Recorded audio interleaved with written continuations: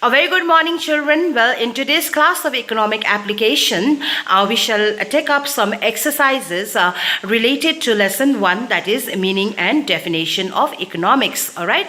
So we are going to take some multiple choice questions, and we'll try to pick up the correct answers for those. And when we are picking up the right answers, I will also explain to you why those answers are correct. Okay. Right. So straight away, let's begin with the lesson of today. Well, the first sentence that appears on your screen is which of the following are classified as non-economic activities? All right, before you go on to pick up, before we pick up the right options, of course, the options are political activity, religious activity, charitable activity, and all of the above. Now, before we go on to pick up these options randomly, let's try to understand what is the meaning of non-economic activities. All right, first of all, non-economic activities refer to all those activities which have no economic aspect. All right, that means these activities are not concerned with money or wealth. All right, so here the activities, what kind of activities comes under non-economic activities then? All those political activities, religious activities, charitable activities, parental activities, recreational activities, and all those social activities comes under non-economic activities. So here there are 4 options here. So what do you think is the right answer here? Well, okay, the right answer here is political activity, religious activity, charitable activities. All these 3 activities are social activities which are not concerned with what? It doesn't have any economic aspect, and it's not concerned with money. So all of these are all of these are classified as, or it's an example of non-economic activity. Therefore, the answer here is what? All of the above. Alright, so the answer is all of the above.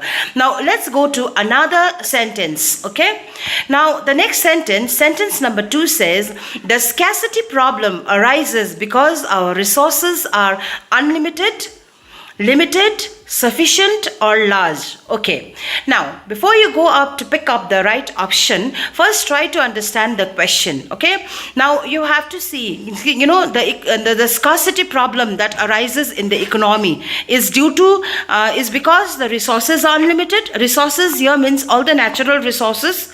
Okay, natural resources are unlimited, that's why scarcity problem is there. Or natural resources are limited, that's why scarcity problems are there. Natural resources are sufficient and unlimited almost means the same. Okay, and large, fourth option is large. So unlimited, sufficient, large means the same. Okay, all right, unlimited also means sufficient also means large. All right, so what do you think? The the scarcity problem, arises due to what? Due to due to limited resources, or due to all these 3 option which means the same. So usually the resources in the economy is very it's limited. That's why we have scarcity problem, isn't it? Therefore here your right option is what? Limited. Therefore the scarcity problem arises because our resources are limited. Okay, so that's the answer. All right, now let's go to another sentence and find out the answer for them. All right, the third question says which of the following activities is concerned as the main or the primary activity of human being? Okay, now the options are consumption, production, exchange, and distribution. Okay, now among these 4 activity, these are all the activities of human beings. Okay, now among these 4 activities, which is the main activity? Which is the primary activity? Which activity is considered as main or primary activity then? Okay, now we have 4 options.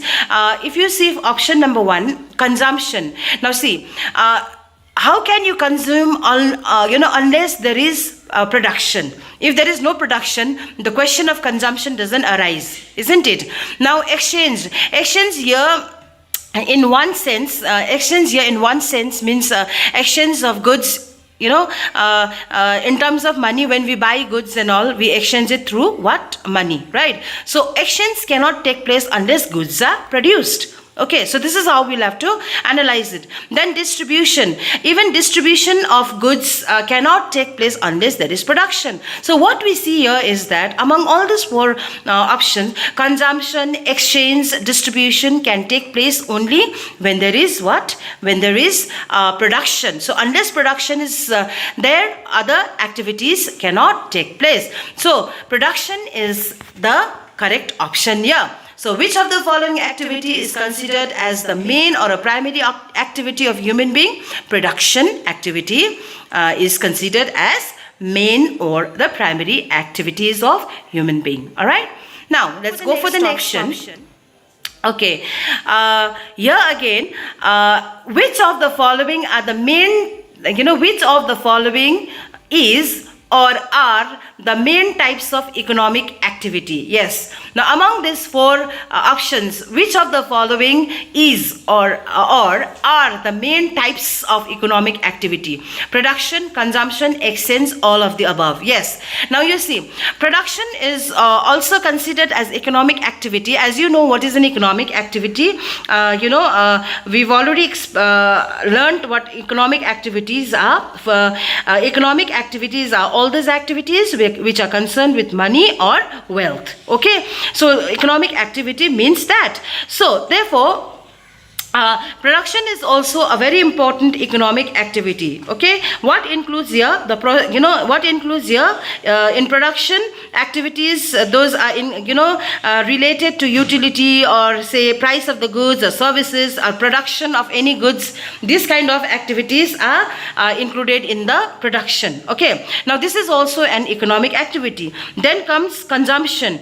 So what is consumption? Consumption consists of of an economic activity which is concerned with the use of goods and services for the direct satisfaction of our want, isn't it? Like for example, consumption of food, water, etc., isn't it? Then what about exchange? Of course, exchange is also an economic activity which is related to the sale and purchase of the commodity. Alright, okay, and you know that sale and purchase of the are mostly done through the money. So all these three activity is what? These are the main economic, these are the main types of economic activities. So your answer is all three options. Therefore, the answer is what? All of the above. So all three activities, production, consumption, exchange, are what? Are main types of economic activities. All right. Now let's go for another questions.